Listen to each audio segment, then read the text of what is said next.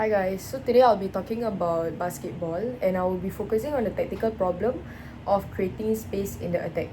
Okay, so the game will begin with 4 on each team and they'll be playing in a basketball half court. The game will last for about 4 minutes. And then the reason why I emphasize on 4 on each side in a half court is because I want players to be able to find space despite being in a small court with a lot of players. Okay, so now I'll be mentioning some of the rules that will help exaggerate the game to ensure the offensive team create more space. First of all, offensive players are not allowed to stand still. This will then encourage more of ball movements, and encouraging more of ball movements also helps with simulating real game scenarios where players are constantly moving in a fast pace.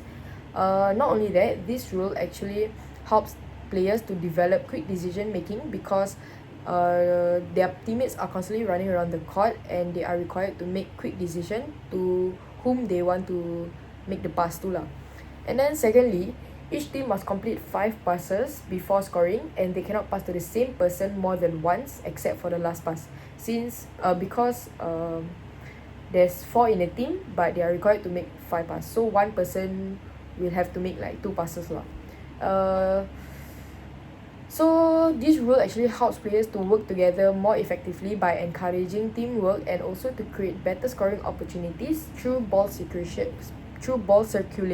which is having them constantly moving around the court to find space.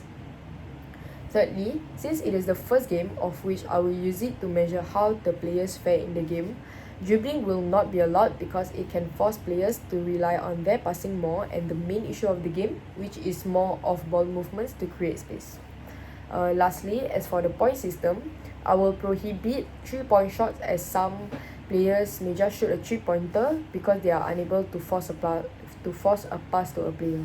So thus this rule actually helps force the player to pass to their teammate, and then for the scoring system, 3 points will be given if they did not make the basket, but it can be seen that they made the effort to create space and they also completed the 5 passes, and 5 points will be rewarded if they make the basket and they showed the effort to create space and that they completed the 5 passes. And then should the offensive team lose possession of the ball due to not being able to force a pass and run into space, it will be a turnover and an opportunity for the opposing team to score. And for the defensive team, if they get to intercept the ball, they get 2 points. Okay, so now I'll be talking about what are the questions I would likely ask after the first game. So the first question is that, can you think of a situation where a slight step or two made a huge opportunity for you to score?